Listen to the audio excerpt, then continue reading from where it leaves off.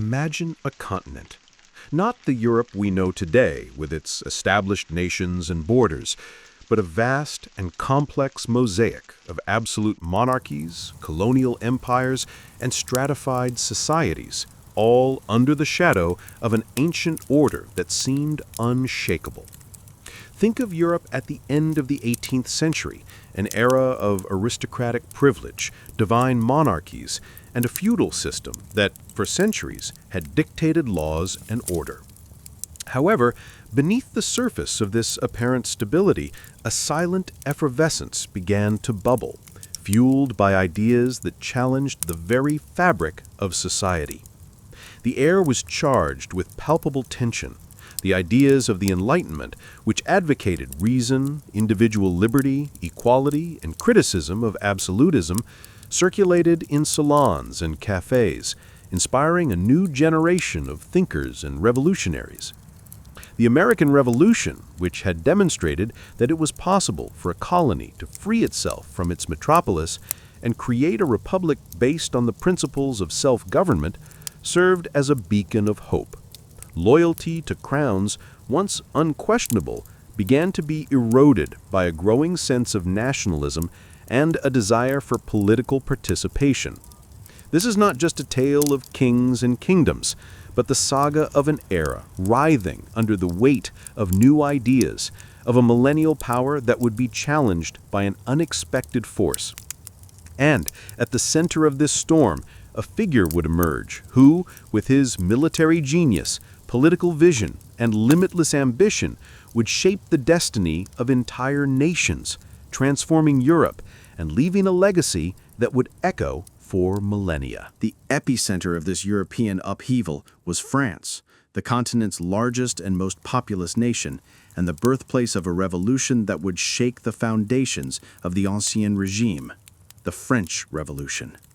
In 1789, France was an absolute monarchy, ruled by King Louis XVI, with a society rigidly stratified into three estates: the clergy, the nobility, and the third estate, which included the bourgeoisie, peasants, and urban workers. Social inequality, economic crisis, and popular dissatisfaction with the monarchy and aristocratic privileges created a powder keg ready to explode. The fall of the Bastille on July 14, 1789, marked the beginning of the Revolution, a symbolic act that represented the end of absolutism and the start of a new era. The Declaration of the Rights of Man and of the Citizen, proclaimed in August 1789, established the principles of liberty, equality, and fraternity, inspiring revolutionary movements worldwide.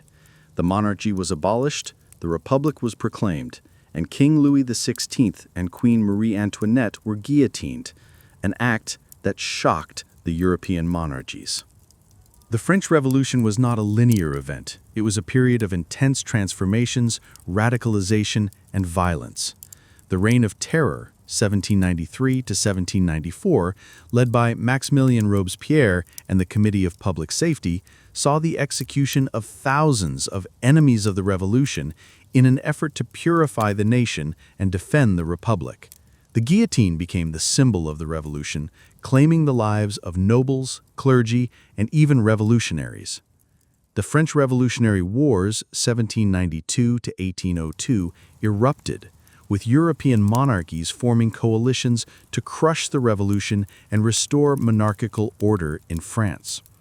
Revolutionary France, with its army of citizen soldiers, fought against the European powers, defending the ideals of the revolution and expanding its influence throughout Europe. The French Revolution was an earthquake that shook the world, overthrowing monarchies, spreading ideas of liberty and equality, and paving the way for the rise of new forces and new leaders. At the heart of the French Revolution and its ability to resist the European powers was its army, a force that, although initially disorganized, would transform into a formidable and revolutionary war machine. The Ancien Regime army, composed of mercenaries and nobility who held high positions, was replaced by an army of citizen soldiers, motivated by the ideals of the revolution. The mass mobilization, or levée en masse, decreed in 1793, called all French citizens to serve the nation, transforming the Revolutionary Army into a force of millions of men.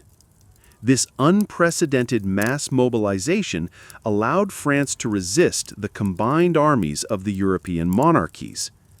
The Revolutionary Army was characterized by its discipline, morale, and loyalty to the revolution. Soldiers who fought in the name of liberty, equality, and fraternity were willing to sacrifice their lives for the cause. Officers, many promoted by merit and not by birth, were young and ambitious, seeking glory and recognition on the battlefield. Tactics also evolved. The Revolutionary Army abandoned the linear tactics of the Ancien regime in favor of more flexible formations, such as the attack column, which allowed for greater speed and shock power. Artillery, which would become one of the most effective weapons of the Revolutionary Army, was improved and used in innovative ways. This transformation of the Revolutionary Army was crucial for the defense of France and for the expansion of the revolution's ideals throughout Europe. It provided military power for leaders seeking to consolidate the Republic and for those who dreamed of spreading liberty across the continent. And it would be in this army, this crucible of war and revolution, that a young artillery officer with limitless ambition and unprecedented military genius would emerge to shape the destiny of Europe, Napoleon Bonaparte.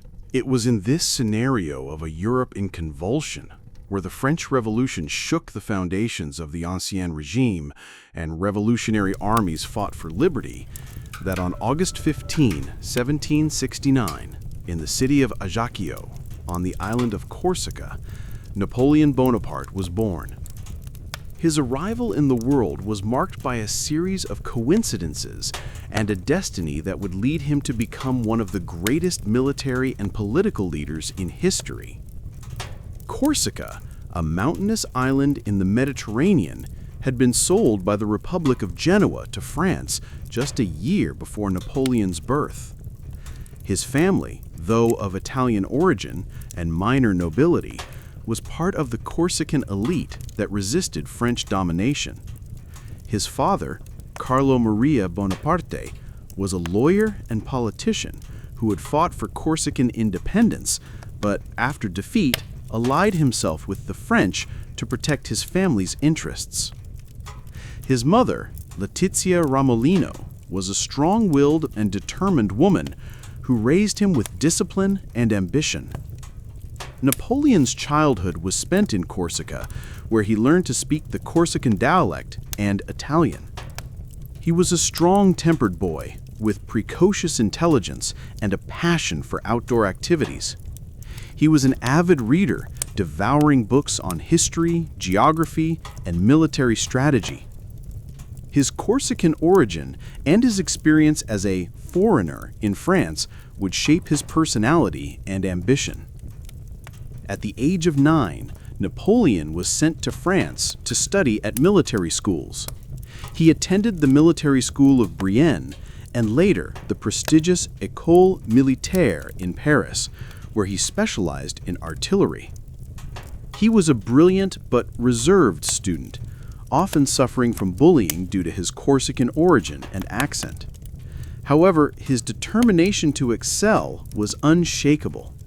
He dedicated himself to his studies, especially in mathematics and military history, and became an expert in artillery, a weapon that would be crucial to his future victories. His ambition was evident from a young age. He dreamed of becoming a great leader, a man who would change the course of history. The French Revolution, which would erupt in his youth, would provide the perfect stage for his ambitions and military genius. Napoleon Bonaparte, the young Corsican, was ready to emerge from the shadows and shape the destiny of Europe. Napoleon Bonaparte's youth, although marked by his Corsican origin and a certain social isolation, was a period of intense military training that would transform him into one of history's greatest strategists. His education at French military schools, especially the prestigious École Militaire in Paris, was crucial for the development of his genius.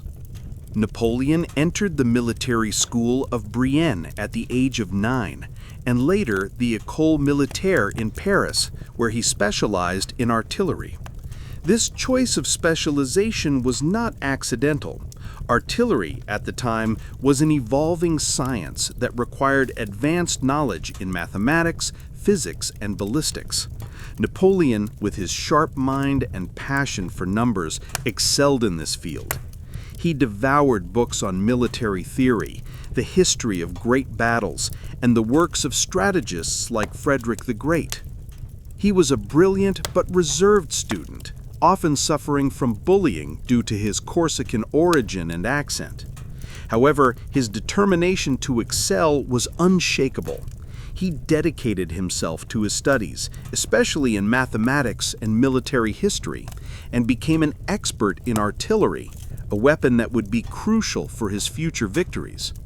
He understood the importance of concentrating artillery fire to break enemy lines and support infantry and cavalry attacks. His military education was not limited to theory. He learned about campaign logistics, the importance of supplies, and the need for discipline and training for troops. He also developed a deep understanding of soldier psychology and the importance of inspiring them with his leadership. This comprehensive training, which combined theory with practice, forged in Napoleon a military leader with a unique strategic vision. The French Revolution, which would erupt in his youth, would provide the perfect stage for his ambitions and military genius. The Ancien Regime, with its rigid hierarchy and birth privileges, limited opportunities for talented officers of humble origin. But the Revolution, with its emphasis on merit and equal opportunities, opened the way for Napoleon's rise. He was ready to emerge from the shadows and shape the destiny of Europe. The French Revolution, with its wars and turmoil, provided Napoleon Bonaparte with the perfect opportunity to demonstrate his military genius. His first great act of brilliance occurred during the Siege of Toulon in 1793. Toulon, an important port city in southern France, had revolted against the revolutionary government and was under the control of Royalist and British forces. Its capture was crucial for the French Republic. Napoleon, then a young artillery captain of only 24, was sent to Toulon to command the Republican artillery batteries. The situation was chaotic. The Republican forces were disorganized, and the commanders were inexperienced. However, Napoleon, with his intelligence and tactical vision, quickly identified the weakness in the British defenses, a strategic hill known as l'Aiguillette, which dominated the harbor. Napoleon argued that if the Republican forces could take l'Aiguillette, they could bombard the British fleet in the harbor and force it to retreat, which would lead to the fall of Toulon. His superiors, initially skeptical, were convinced by his logic and determination. Napoleon worked tirelessly to position his artillery batteries on l'Aiguillette, overcoming difficult terrain and a lack of supplies. On December 17, 1793, Republican forces, under Napoleon's command, launched a decisive attack on l'Aiguillette. The battle was fierce, but Napoleon's concentrated and precise artillery wreaked havoc on the British defenses. The hill was taken, and the British fleet, under fire from French artillery, was forced to withdraw from the harbor. With the British fleet gone, Toulon fell to the Republican forces. The siege of Toulon was a spectacular triumph for Napoleon. He demonstrated his tactical genius, his ability to identify the enemy's weak point, and to concentrate his resources for a decisive attack. His leadership and courage on the battlefield were evident. The victory at Toulon not only saved the French Republic, but also launched Napoleon's career. He was promoted to brigadier general, a recognition of his talent and potential. The young artillery officer had emerged from the shadows, and his name would begin to echo through the corridors of power in Paris. After his glory at Toulon, Napoleon Bonaparte's rise in French politics was meteoric, driven by his military talent and the instability of revolutionary France's political landscape. The Directory period, 1795 to 1799, which followed the end of the Reign of Terror, was marked by a series of coups, conspiracies, and growing popular dissatisfaction. The government was weak and corrupt, and France was in constant war with the European powers. Napoleon, with his reputation as a victorious general and his loyalty to the Republic, began to be seen as a figure who could bring stability and order.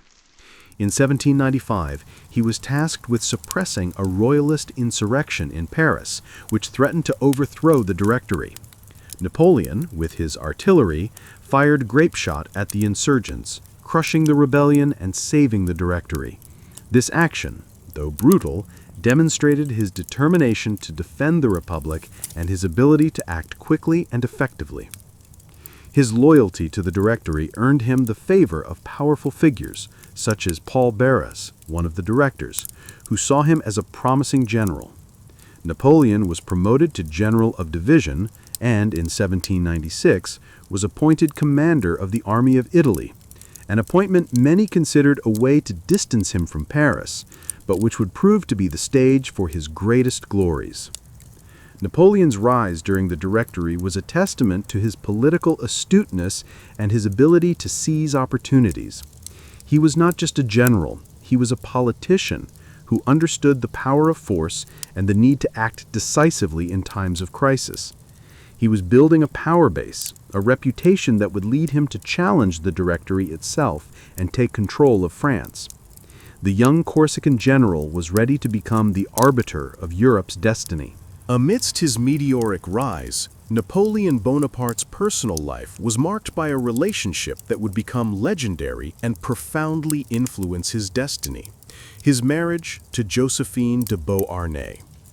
Josephine, a charismatic and socially influential widow, was 6 years older than Napoleon and already had 2 children. She was known for her beauty, charm, and ability to navigate the salons of Parisian society.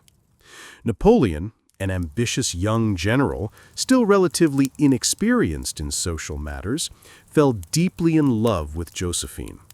To him, she represented the glamour, sophistication, and connection to high society he so desired. Josephine, in turn, saw in Napoleon a promising young general, a rising figure who could offer her security and prestige. The marriage took place on March 9, 1796, shortly before Napoleon departed for his first campaign in Italy. Their relationship was intense and passionate, marked by ardent love letters that Napoleon wrote from the battlefield, expressing his devotion and longing. Josephine was his confidant, his muse, and his greatest supporter. She inspired and encouraged him in his moments of doubt. However, the marriage to Josephine was not merely a matter of love. It was also an alliance of ambition and destiny. Josephine, with her social connections and influence, helped Napoleon integrate into the political and social circles of Paris, opening doors for him and providing support. She was a figure who complemented Napoleon's more reserved and impetuous nature. Despite his love for Josephine, the marriage would be marked by challenges. Josephine's inability to have children, she already had children from her first marriage, would become a crucial issue for Napoleon, who desired an heir for his dynasty. This issue would eventually lead to Napoleon's divorce from Josephine in 1809, a painful act for both, but necessary for Napoleon's ambition to establish an imperial lineage. Nevertheless, his love for Josephine would remain a fundamental part of his life and legacy. Napoleon's appointment as commander of the Army of Italy in 1796 was seen by many as a way to distance him from Paris and his political ambitions. However, this campaign would prove to be the stage for the birth of a legend and the demonstration of his military genius.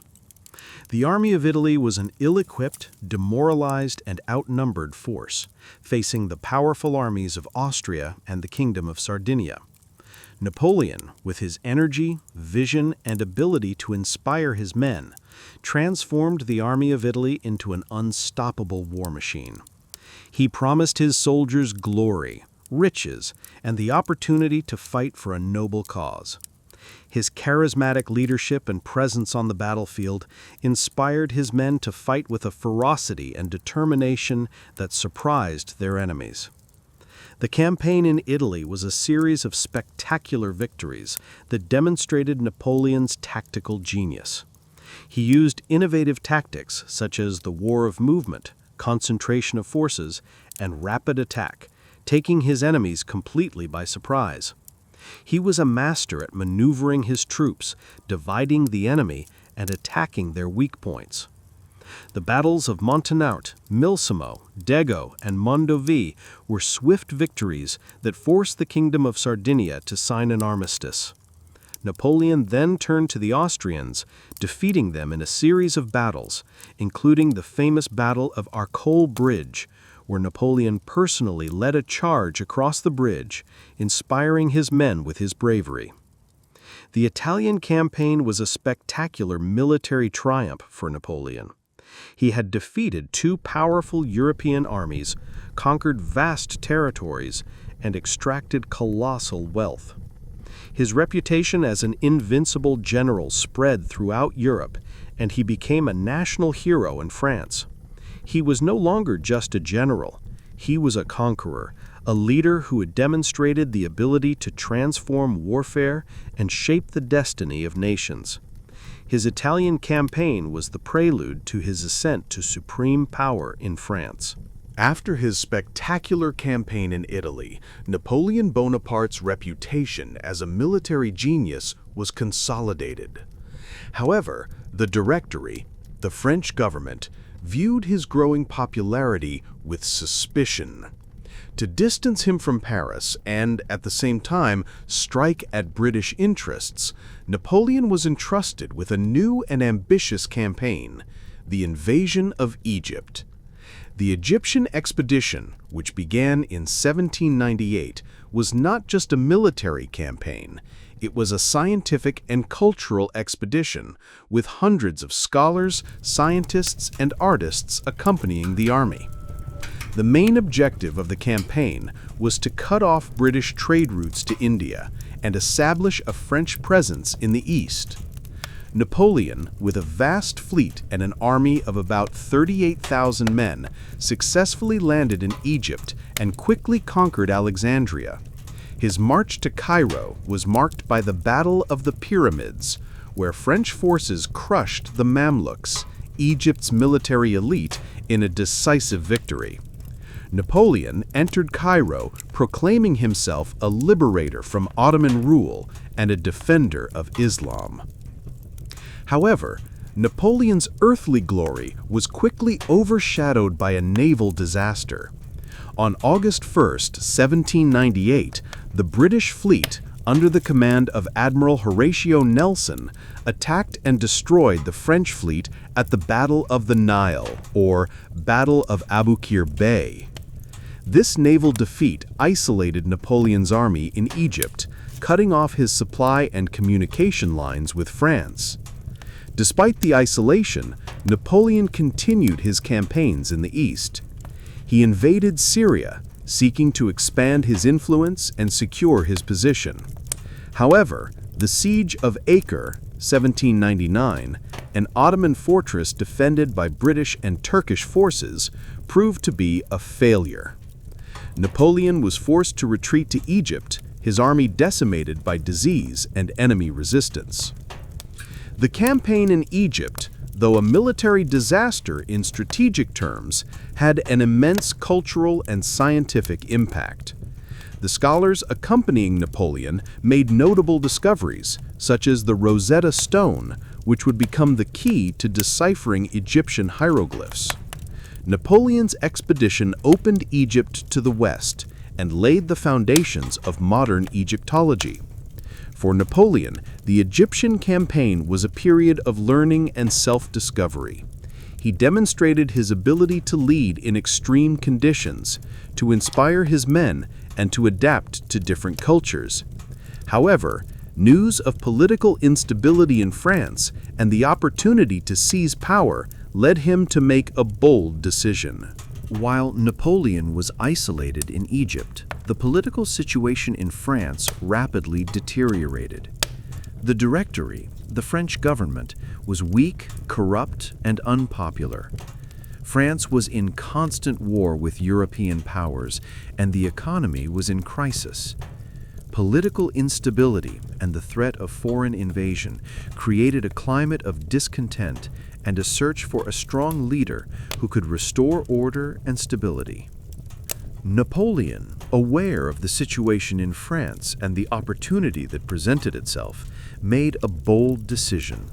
He would abandon his army in Egypt and return to Paris.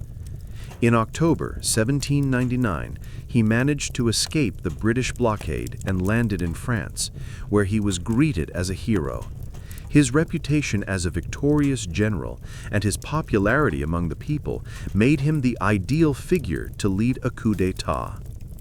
The coup of 18 Brumaire, November 9, 1799, was a carefully planned event, with the support of influential political figures such as Emmanuel Joseph Sieyès, one of the directors, and his brother, Lucien Bonaparte, president of the Council of 500.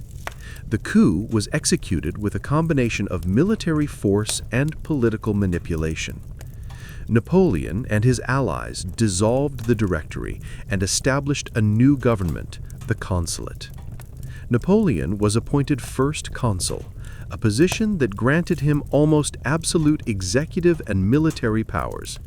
He was the de facto leader of France, and his ascent to power marked the end of the French Revolution and the beginning of a new era in the history of France and Europe. The coup of 18 Brumaire was not an act of unrestrained violence, but a cunning political maneuver that demonstrated Napoleon's ability to act decisively and seize opportunities. His ascent to the consulate was a testament to his ambition, his political intelligence, and his ability to transform military glory into political power. He had emerged from the shadows of the revolution to become the arbiter of France's destiny, and his name would begin to echo throughout Europe as that of a leader who had restored order and stability to a nation in upheaval. With his ascent as first consul, Napoleon Bonaparte initiated a period of intense internal reforms aimed at rebuilding France after a decade of revolution and war. He understood that, to consolidate his power and ensure the nation's stability, it was necessary to restore order, economic prosperity, and confidence in the government. Napoleon was a brilliant administrator with an organized mind and an ability to work tirelessly. He centralized power, creating an efficient and bureaucratic government. He appointed prefects to govern the departments, ensuring the authority of the central government throughout the country. He also reformed the judicial system, creating courts and ensuring the application of law. The economy was one of Napoleon's priorities.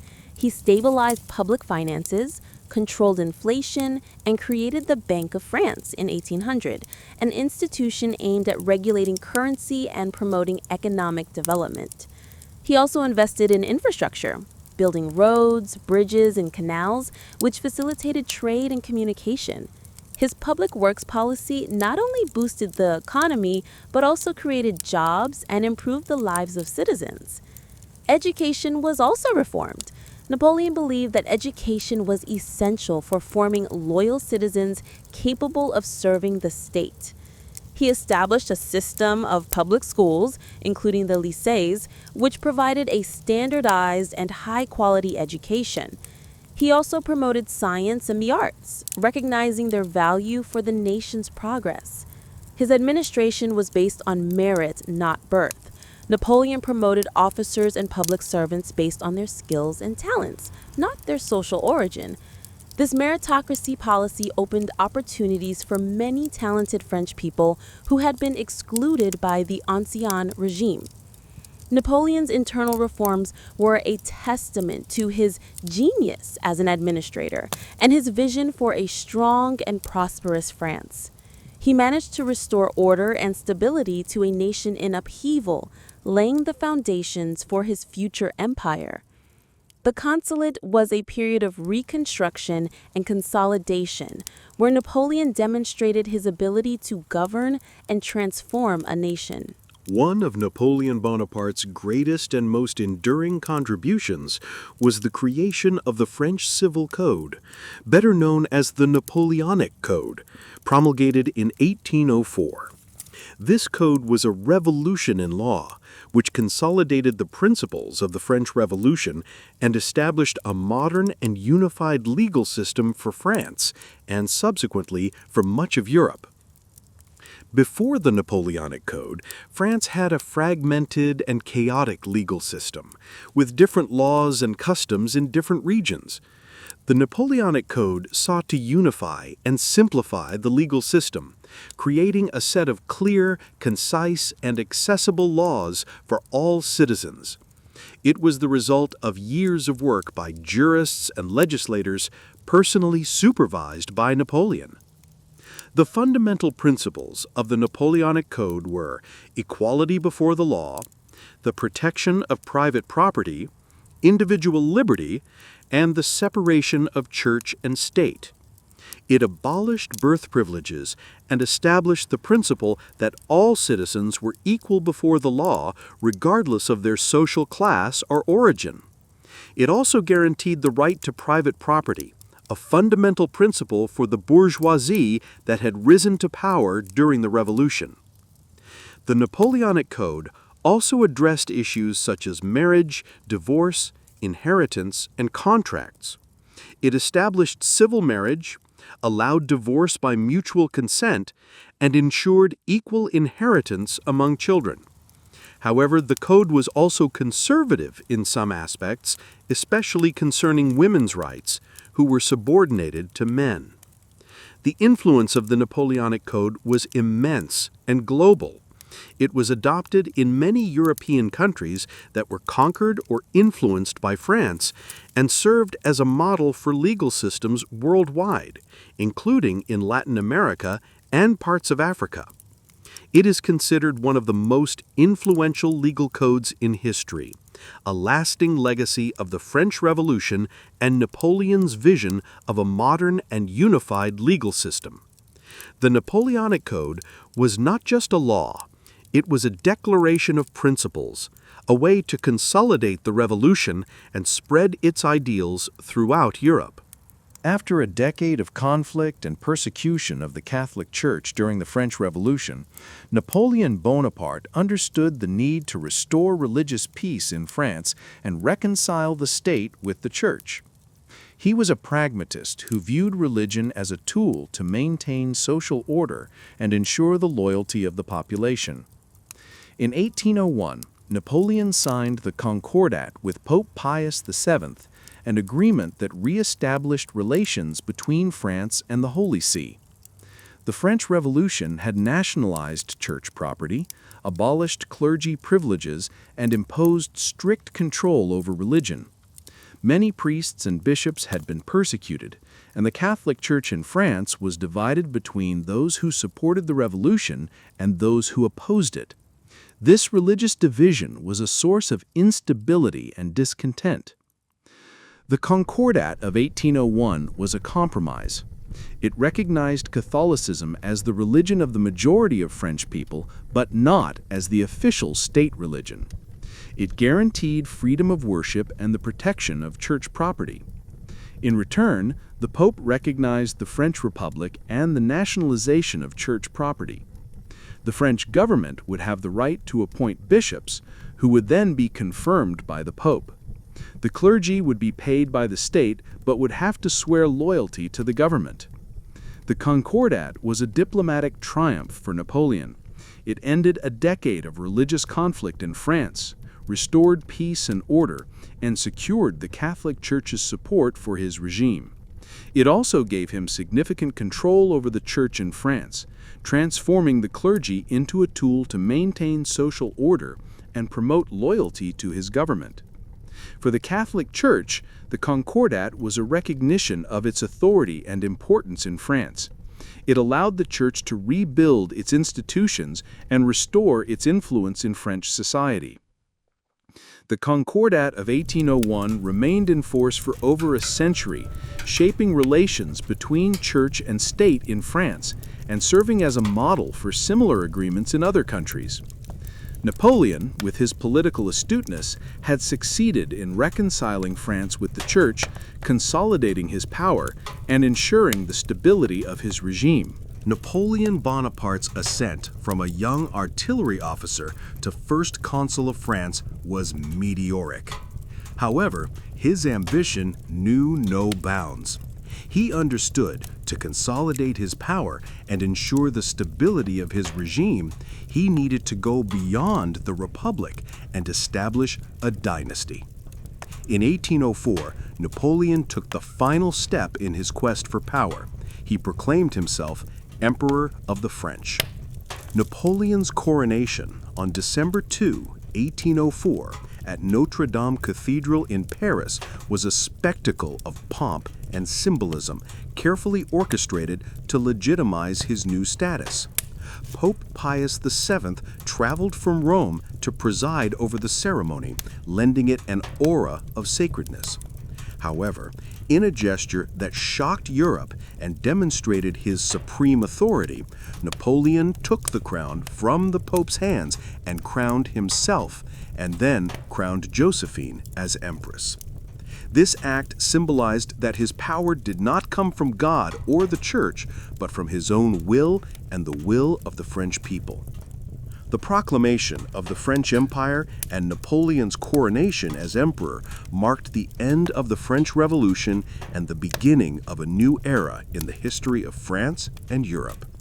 Napoleon was no longer just a military leader or a consul.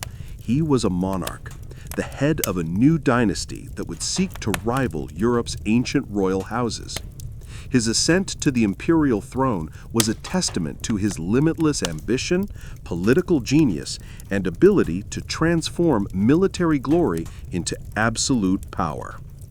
For France, Napoleon's coronation represented the restoration of order and stability after years of revolution and war. For the European monarchies, it was an affront, a direct challenge to the established order and a threat to their own sovereignty. Napoleon's coronation was a moment of triumph for him, but also a prelude to the wars that would follow, wars that would lead France to dominate much of Europe and reshape the continent's map. The proclamation of the French Empire and Napoleon's ambition to dominate Europe triggered a series of conflicts that would become known as the Napoleonic Wars, 1803 to 1815. These wars were a large-scale confrontation between France and the European powers, Great Britain, Austria, Prussia, Russia, etc., who united in various coalitions to contain Napoleon's power and restore monarchical order. The Napoleonic Wars were a period of intense violence and transformation. Millions of lives were lost, and the map of Europe was constantly redrawn. Napoleon, with his military genius and his army of citizen soldiers, managed to repeatedly defeat enemy coalitions, expanding his empire and establishing his hegemony over much of the continent. Napoleon's armies were a formidable force, composed of experienced veterans and new recruits motivated by the ideals of the Revolution and the glory of their emperor. Napoleon revolutionized military tactics, using speed, concentration of forces, maneuver, and surprise to crush his enemies. He was a master of logistics, capable of moving large armies quickly and sustaining them on campaign. The wars were financed by plundering conquered lands and imposing tributes on subjugated kingdoms. Napoleon also used propaganda effectively, presenting his wars as a defense of France and the spread of the revolution's ideals: liberty, equality, the Napoleonic Code, even though in practice he was establishing his own tyranny. With the domination of continental Europe firmly established, Napoleon Bonaparte turned his attention to his most persistent and unattainable enemy, Great Britain. Unable to defeat the powerful British Navy in naval battle, as demonstrated at the Battle of Trafalgar in 1805, where the French fleet was crushed by Admiral Nelson, Napoleon conceived a new strategy to subdue Great Britain: the Continental Blockade. The Continental Blockade, instituted in 1806, was a large-scale economic embargo that prohibited all countries under French control or influence from trading with Great Britain. Napoleon's objective was to strangle the British economy, depriving it of markets for its manufactured goods and access to raw materials. He believed that by destroying the British economy, he would force Great Britain to surrender and accept French hegemony in Europe. However, the Continental Blockade proved to be a flawed and ultimately counterproductive strategy for Napoleon. Great Britain, with its vast naval fleet and colonial empire, managed to find new markets and sources of supplies. It also imposed a counter-blockade, which harmed French and European trade. Furthermore, the Continental Blockade required strict control over European countries, which often suffered economically from the disruption of trade with Great Britain. The imposition of the blockade generated resentment and resistance in many countries, leading to widespread violations and smuggling. To enforce the blockade, Napoleon was forced to invade and occupy countries that refused to adhere, such as Portugal and Spain, which dragged him into the disastrous Peninsular War. The Continental Blockade was a testament to Napoleon's ambition to dominate Europe, but also to his inability to fully understand the complexity of the global economy. He underestimated Great Britain's resilience and his enemies' ability to adapt. Far from weakening Great Britain, the Continental Blockade ultimately destabilized Napoleon's own empire, generating resistance and exhausting his resources. Between 1807 and 1812, the Napoleonic Empire reached its zenith, dominating much of Europe. Napoleon had crushed the main continental powers, Austria, Prussia, and Russia, and imposed his hegemony over a vast territory stretching from the Iberian Peninsula to Poland and from Italy to the German states. The map of Europe was redrawn by his will, and the old order was overthrown.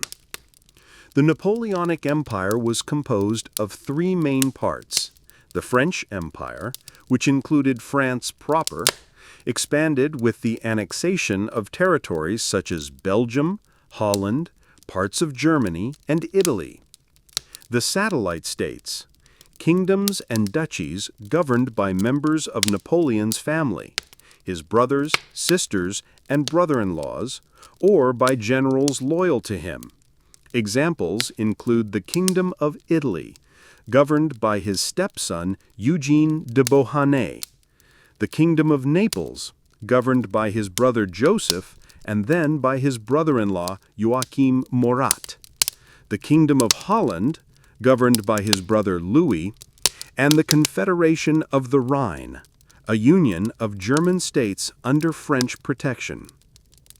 The forced allies, powers like Prussia, Austria, and Russia, which, after being defeated by Napoleon, were forced to ally with him and participate in the Continental Blockade. Napoleon implemented the Napoleonic Code across much of Europe, spreading the principles of equality before the law, private property protection, and individual liberty. He abolished feudal privileges, reformed judicial and administrative systems, and promoted religious tolerance in many regions. These reforms, though imposed by force, modernized many European countries and laid the foundations for the development of nation-states. Napoleon's domination of Europe was a testament to his military genius and limitless ambition. He had overthrown ancient monarchies, redrawn the continent's map, and spread the ideals of the French Revolution even under his own tyranny. He was the master of Europe, and his empire seemed unshakable. However, his ambition would lead him to commit a fatal error that would seal the fate of his empire and lead to his own ruin. At the height of his power, with Europe under his dominion, Napoleon Bonaparte made what would become the greatest strategic mistake of his life, the turning point that would seal the fate of his empire, the invasion of Russia in 1812. The decision to invade vast and inhospitable Russia was motivated by Tsar Alexander I's refusal to fully adhere to the continental blockade and by the growing rivalry between the two emperors. Napoleon, in his arrogance and confidence in his invincibility, believed he could force Russia to submit and consolidate his hegemony over all of Europe. Napoleon assembled the Grande Armée, an army of over 600,000 men, the largest army ever gathered in history until then, composed of soldiers from all over Europe. In June 1812, he crossed the Niemen River and marched into the heart of Russia. The Russian strategy, under the command of General Mikhail Kutuzov, was one of scorched earth and strategic retreat. Instead of confronting Napoleon in a decisive battle, the Russians retreated, burning crops and villages in their path, depriving the Grande Armée of supplies and forcing it to march further and further inland. The campaign was a logistical nightmare for Napoleon. The vast distances, difficult terrain, and lack of supplies decimated his army. Disease, hunger, and exhaustion claimed the lives of thousands of soldiers. The only major battle was Borodino in September 1812, a costly victory for Napoleon, who failed to destroy the Russian army. In September 1812, Napoleon entered Moscow, the ancient Russian capital, hoping to find supplies and the Tsar's surrender. However, Moscow was largely abandoned and set on fire by the Russians themselves, denying Napoleon refuge and supplies. With the Russian winter approaching and no hope of negotiations, Napoleon was forced to begin the retreat. The retreat from Russia was a catastrophe for the Grande Armée. The freezing cold, hunger, disease, and incessant Russian attacks decimated the army. Thousands of soldiers died of hypothermia and exhaustion. The Grande Armée, which had departed with over 600,000 men, returned with fewer than 100,000. The Russian campaign was Napoleon's fatal error, breaking his aura of invincibility and paving the way for his downfall. The disastrous Russian campaign marked the beginning of the end for the Napoleonic Empire. Napoleon's reputation for invincibility was shattered, and the European powers, seeing his weakness, formed a new and powerful coalition against him. Russia, Prussia, Austria, and Great Britain united to crush Napoleon's dominance in Europe. The Wars of the Sixth Coalition, 1813-1814, were a series of decisive battles that led to Napoleon's defeat. He fought with his usual genius, but his army was exhausted and outnumbered. The Battle of Leipzig, 1813, also known as the Battle of the Nations, was a crushing defeat for Napoleon, who was forced to retreat to France. With Allied forces advancing on Paris, Napoleon was forced to abdicate the throne on April 6, 1814. He was exiled to the island of Elba, a small island in the Mediterranean where he was granted sovereignty. Europe breathed a sigh of relief, believing that the era of Napoleon had come to an end. The Bourbon monarchy was restored in France, with Louis XVIII on the throne. However, Napoleon's ambition had not been extinguished. On February 26, 1815, he escaped from Elba, landed in France, and marched to Paris, acclaimed by the people and the army. This period, known as the 100 Days, was a testament to his charisma and his ability to inspire loyalty. The European powers, alarmed by his return, formed a seventh coalition to stop him. His last campaign was in Belgium, where he sought to defeat the British and Prussian armies before they could unite. The Battle of Ligny, June 16, 1815, was a victory for Napoleon against the Prussians, but not a decisive one. The stage was set for the final confrontation that would decide the fate of Napoleon and Europe. Napoleon Bonaparte's last and most famous battle was Waterloo, fought on June 18, 1815, near present-day Waterloo, Belgium. It was the decisive confrontation between Napoleon and the Allied forces, led by the Duke of Wellington, British, and Marshal Blucher, Prussian. Napoleon, with his French army, sought to defeat Wellington's British forces before Blucher's Prussians could arrive on the battlefield. The battle was fierce and bloody, with both sides fighting with bravery and determination. Wellington, with his tenacious defense and his ability to hold his lines, resisted French attacks for hours. At the climax of the battle, when the French forces were exhausted and on the verge of victory, Blucher's Prussian army arrived on the battlefield, attacking the French right flank. The arrival of the Prussians was the final blow for Napoleon. The French forces, surrounded and outnumbered, were crushed. The Imperial Guard, the elite of Napoleon's army, resisted bravely, but was annihilated. The defeat at Waterloo was overwhelming and decisive. It marked the end of the Napoleonic Empire and Napoleon's final defeat. He was forced to abdicate the throne again and surrendered to the British. His defeat at Waterloo was a seismic event that ended an era of wars and revolutions in Europe. After the defeat at Waterloo, Napoleon Bonaparte was exiled to the remote island of St. Helena in the South Atlantic. The choice of St. Helena, an isolated and difficult-to-access island, aimed to ensure that Napoleon could never again escape and threatened the peace of Europe. He spent the last 6 years of his life in captivity under the constant surveillance of the British. Exile on St. Helena was a period of deep melancholy and disillusionment for Napoleon. He, who had governed an empire and commanded vast armies, was now confined to a small island, far from his family and his son. He spent his days dictating his memoirs, reflecting on his life and achievements, and lamenting his mistakes. His health began to deteriorate rapidly. He suffered from stomach pains and other health problems.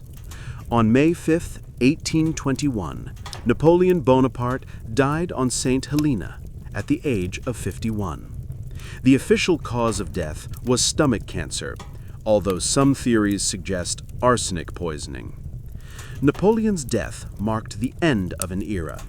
The man who had shaken Europe and redefined the continent's map was dead. His passing was met with relief by many, but also with sadness by his loyal followers and by those who saw him as a champion of liberty and modernity. His body was buried on St. Helena, but in 1840 his remains were transferred to Paris, where they rest in Les Invalides, a monument to his glory. Napoleon Bonaparte, the name that echoes through the centuries, the conqueror, the reformer, the emperor who redefined Europe. His legacy is immense and multifaceted, a tapestry rich in glory, controversies, and an influence that shaped the modern world. His military genius is unquestionable. He revolutionized warfare tactics, demonstrating the importance of speed, concentration of forces, and personal leadership on the battlefield. His campaigns became case studies for future generals, and his army a model of discipline and effectiveness. He was one of history's greatest commanders. As a reformer, Napoleon modernized France and spread the principles of the French Revolution throughout Europe. The Napoleonic Code, with its emphasis on equality before the law and the protection of private property, influenced legal systems worldwide.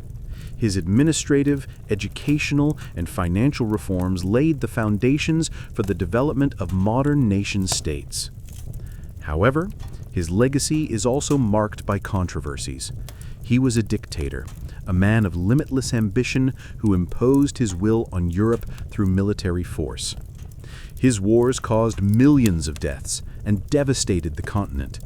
His suppression of liberties and his pursuit of absolute power are dark aspects of his history.